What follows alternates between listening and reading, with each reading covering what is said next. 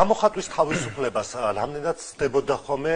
ეს საპროტესტო აქცია, როდესაც თქვა პიროტექნიკის გამოყენება ხდებოდა, თუნდაც რუსთაველის გამზირზე შემდეგ პარლამენტმა მოახდინა ხო გარკვეული ცვლილებები კანონში და ანუ აიგზალა ეს. თქვენ როგორ ფიქრობთ, ხდებოდა თუ არა გამოხატვის თავისუფლებას თავისი ფორმით ის საპროტესტო აქციები, რაც ხდებოდა ხოლმე იქ, ასევე იყო განცხადებები მათ შორის შინაგან საქმეთა სამინისტროდან, რომ დაშავდნენ პოლიციელები და მიიღეს საკმაოდ მძიმე დაზიანებები, რასაც საპირისპიროს აცხადებდა ოპოზიცია, რომ პოლიციელები არ იყვნენ დაშავებულები, აი რა შეგიძლიათ აი ამ პროცესზე თქვათ?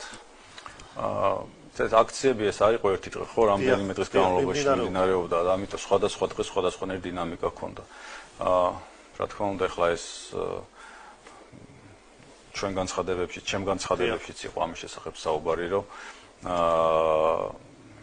როდესაც ხდებოდა აქციის დაშლა, იყო შემთხვევები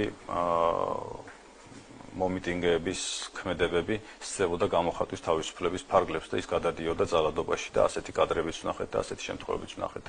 და იყო განსხვავებული შემთხვევებიც, როდესაც არ იყო მთლიანი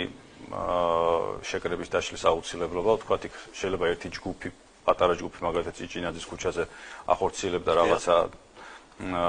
ძალადობას, თქვათ, პოლიციის მიმართ, მაგრამ ადამიანები, რომლებიც იდგნენ რუსთაველის სხვა მხარეს, საერთოდ არ იცოდნენ რა ხდებოდა იქ და გამოხატავდნენ თავიანთ პროტესტს მშვიდობიანად, მათ მიმართ ეს დაშლის ღონისძიება იყო აბსოლუტურად გაუმართლებელი, იმიტომ რომ იმ ადამიანების